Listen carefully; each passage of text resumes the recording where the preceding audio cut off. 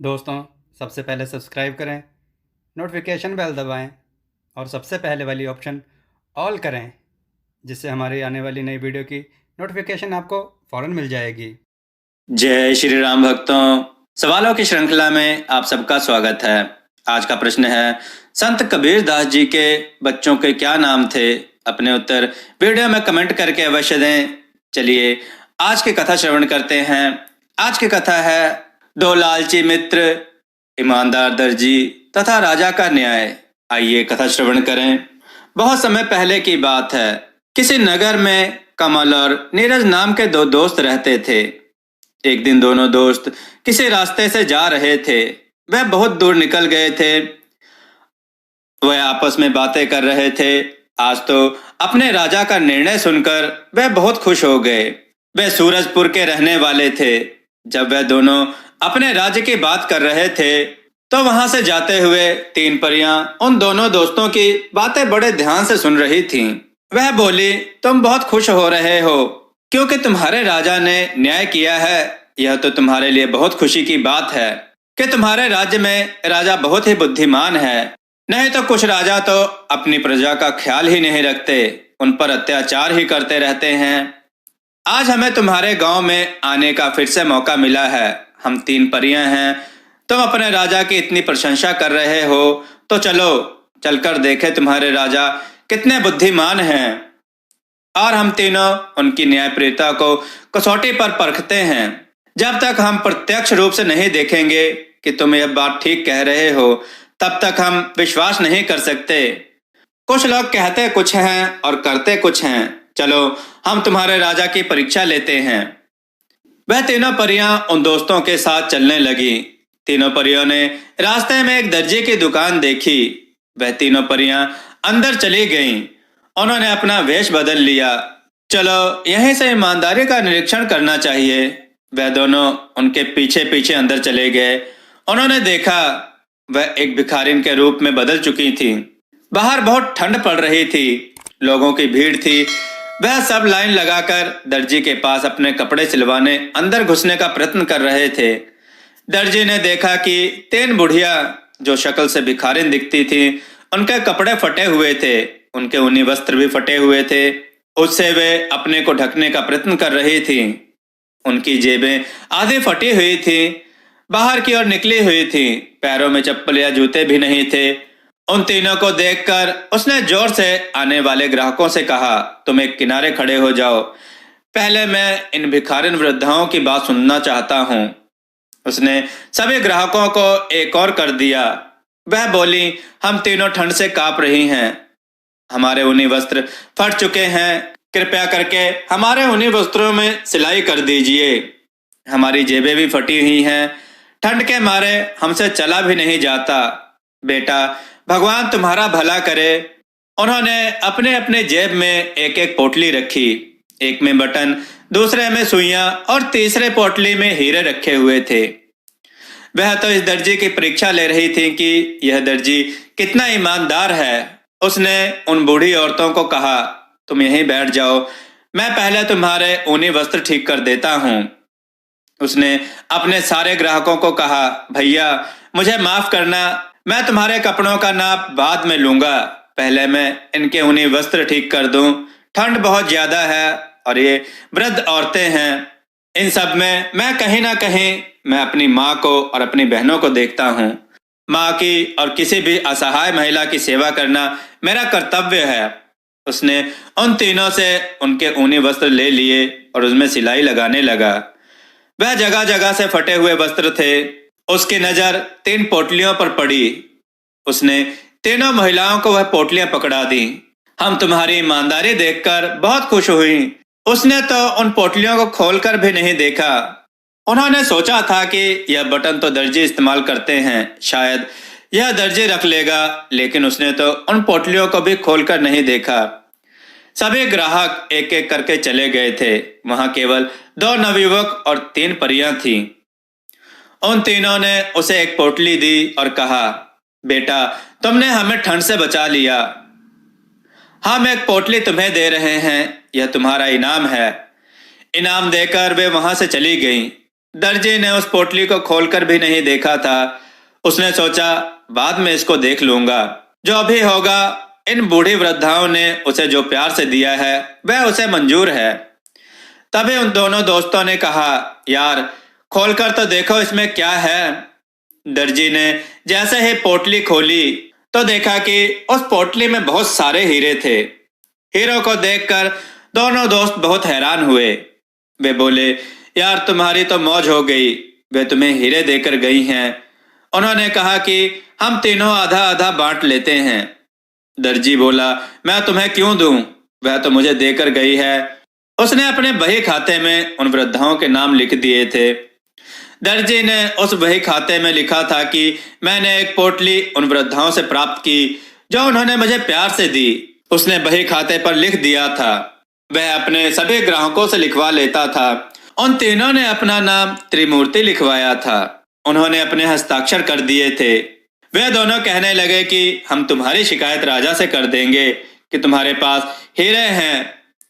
तुमने यह हीरे चोरी किए हैं, नहीं तो तुम हमें आधा दे सकते हो, इससे हम तुम्हारी शिकायत नहीं करेंगे। दर्जी बोला, ऐसा मैं कदापि नहीं कर सकता। मुझे हीरों का लालच नहीं है। चाहे राजा मुझे जो भी मर्जी सजा दे, यह चोरी का माल नहीं है। यह तो उन तीन वृद्धाओं ने मुझे दिया है। तुम चाहो तो मुझे राजा के पास ले जा सकते हो। दोनों दोस्तों के मन में लालच आ गया। हीरो को देखकर उनका सारा चैन खो गया था। वह दर्जी के पास हीरो को देखना भी सहन नहीं कर सकते थे।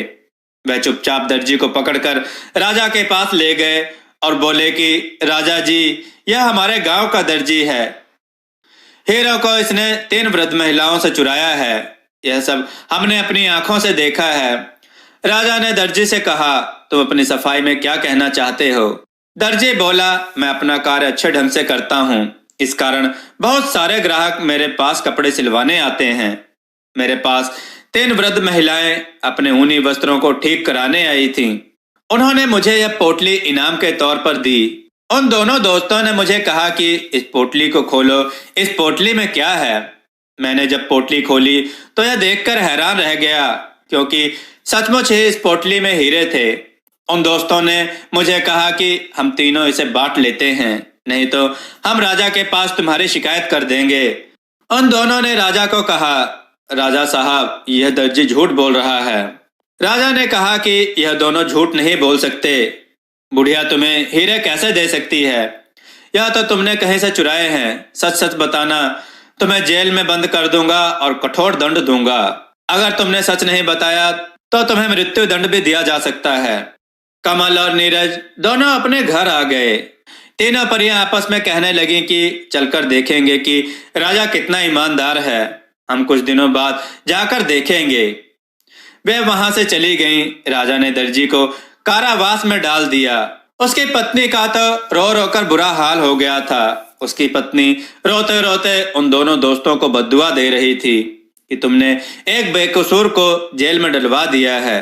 तुम दोनों भी खुश नहीं रहोगे। जल्दी ही दूध का दूध और पानी का पानी हो जाएगा।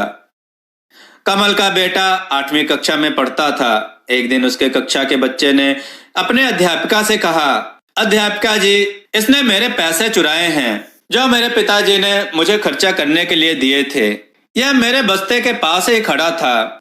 अध्यापिका ने कमल के लड़के को बुलाया और कहा कि कल तुम अपने पापा को लेकर आना।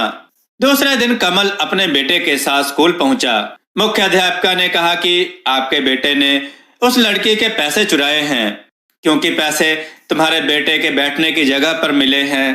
कमल बोला, नहीं अध्यापिका जी, मेरा बेटा चोर नहीं है, आपको कुछ गलत फहमी हुई है। अध्यापिका बोली, तुम्हारे बेटे ने देखते हुए भी नहीं बताया कि ये पैसे किसके हैं। कमल को गुस्सा आया। मैं अपने बेटे को यहाँ नहीं रखूंगा। मेरे बेटे पर चोरी का इल्जाम लगा रहे हैं। मायूस होकर वह अपने बेटे को लेकर घर आ गया। उसका बेटा बोला, पापा, मैंने चोरी नहीं की। कमल के दिमाग में उस दर्जी का चेहरा घूम रहा था। उसने भी तो उसको चोर ठहराया था। उसे अपने अंदर से ग्लानि हो रही थी। जो अपराध उसने किया नहीं था, उसकी सजा उस बेगुनाह को मिल रही थी। उधर नीरज जैसे ही घर आया तो देखा उसकी पत्नी अपने घर के नौकरानी पर चिल्ला रही थी, मेरी पायल यहीं रखी थी, तुम्हारे सिवा यहाँ कोई और नहीं आया, तुम जल्दी से बताओ वरना कल से तुम काम पर नहीं आओगी। उसकी नौकरानी रो रो कर कह रही थी, आप लोग बड़े हो, किसी को भी चोर ठहरा सकते हो। हम गरीब लोग जरूर हैं, मगर चोरी करना हमारा पेशा नहीं। मैंने आपके पायल नहीं चुराई। वह बार बार रोकर यही कह रही थी। नीरज आकर बोला, शायद तुमने ही कहीं रख दी होगी, इस बेचारी पर क्यों इल्जाम लगा रही हो। उसकी पत्नी गुस्से से बोली, तुम क्यों इसकी तरफदारी कर रहे हो, जाओ अपना काम करो। नौकरानी बोली, कल से मैं काम पर नहीं आऊंगी, मुझे कहीं और काम मिल जाएगा। नौकरानी सदा सदा के लिए काम छोड़कर वहां से चली गई। शाम को सफाई करते वक्त पलंग के नीचे उसकी पायल मिल गई। नीरज की पत्नी बहुत पछताई, बड़ी मुश्किल से काम करने वाली मिली थी, अब तो इतने कम रुपए में कोई काम करने को तैयार नहीं होगी। वह तो बेचारी कुछ भी नहीं बोलती थी।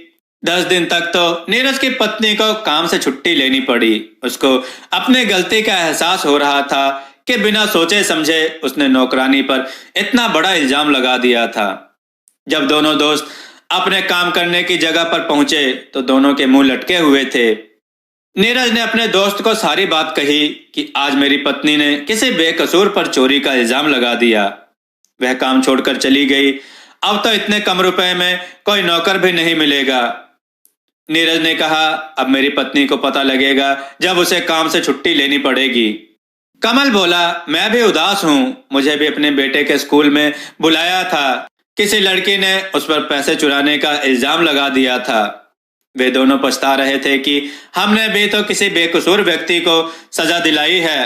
अब जब यह परिस्थिति स्वयं पर गुजरी तब जाकर महसूस हुआ अब क्या हो सकता था। कुछ दिनों बाद दोनों दोस्त उस बात को भूल गए, जैसे कुछ हुआ ही ना हो। उधर एक दिन राजा ने दर्जी को बुलाया और कहा, तुमने अपनी सफाई में कुछ कहना है। वह बोला, आप समझदार हैं, मैंने सुना है आप जो भी न्याय करते हैं वह ठीक होगा। मैंने तो आपको उस दिन ही कहा था कि मैंने चोरी नहीं की, और आज भी मैं यही कह रहा हूं कि मैंने चोरी नहीं की। काश भगवान आज मेरी मदद करते, परंतु मेरे पास तो अपनी बेगुनाही देने वाला कोई भी नहीं है। राजा के महल में तीनों परियां उपस्थित हुईं। वे बोली, हम बड़ी दूर से आई हैं, हम राजा जी आपका न्याय देखने के लिए आई हैं। आप इस दर्जी को क्या सजा देंगे। राजा बोला, इसने अपराध किया है, उसे इसकी सजा मिलनी चाहिए। राजा ने अपने सैनिकों को कहा कि इस दर्जी को मृत्यु दंड दिया जाए, क्योंकि मैं सच्चा न्याय करता हूं। इसे हीरे देखकर लालच आ गया होगा। जब उसको फांसी के लिए ले जाया जाने लगा तो वह तीनों परियां आकर बोली, आपकी लोग इतनी प्रशंसा यूं ही करते हैं तो आज देख भी लिया कि आप न्याय करने वाला राजा नहीं। आपने बिना सोचे समझे किसी बेगुनाह को फांसी की सजा सुना दी। आपने यह भी जानने की कोशिश नहीं की कि यह बेचारा तो सच्चे न्याय का हकदार है। आपसे ज्यादा ईमानदार तो यह दर्जी है, जिसके मन में किसी के प्रति कोई भेदभाव नहीं है। हम तीनों परियां हैं।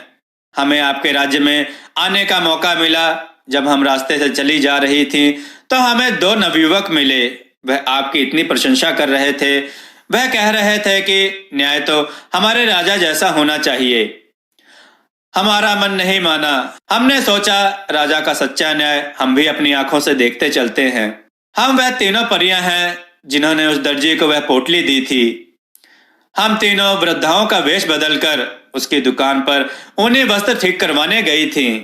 हमने जानबूझकर 3 पोटलियां उन ऊनी वस्त्रों में रख दी थी, यह देखने के लिए कि वह इन पोटलियों का क्या करता है, परंतु इसने तो उन्हें छुआ भी नहीं और खोलकर भी नहीं देखा। हम दोनों नवयुवकों के साथ चलते चलते उस दर्जी की दुकान पर पहुंची थी। हमने उसकी परीक्षा लेने के लिए यह नाटक रचा था।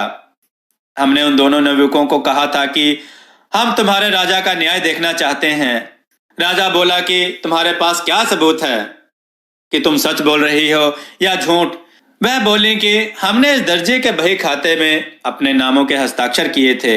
हमें पता था कि वे दोनों दोस्त हीरों को इस भोले भाले दर्जी के पास नहीं रहने देंगे, इससे जबरदस्ती छीन भी सकते हैं, इसलिए हमने ऐसा नाटक रचा था। यह बेचारा दर्जी अपनी सफाई दे सके, हो सके तो इसका बही खाता देख सकते हैं। जिसमें हमने अपने नामों के हस्ताक्षर किए थे। राजा ने सेवक को बुलाकर बही खाता मंगवाया। उस पर सचमुच ही उन तीनों परियों ने हस्ताक्षर किए थे। नीचे उन्होंने लिखा था कि हमने उसे एक पोटली दी। वह परियां बोली, आपसे ज्यादा ईमानदार तो यह दर्जी है। राजा को अपनी गलती का एहसास हुआ। उसी समय दोनों दोस्तों को बुलाकर राजा ने उन्हें 2 वर्ष का कारावास का दंड दिया और राजा ने अपना राजपाट सदा के लिए त्याग कर वहां से वन में चला गया। उसने दर्जी को खूब सारा धन देकर विदा किया और अपने किए की क्षमा मांगी। दोस्तों, आपको यह कथा कैसी लगी? अपने विचार और सुझाव कमेंट में जरूर दें। हमारे कथाओं को लाइक करें, हमारे चैनल को सब्सक्राइब करना ना भूलें। हमारे कथाओं को शेयर जरूर करें जिससे लोगों को उत्तम ज्ञान प्राप्त हो। जय श्री राम भक्तों।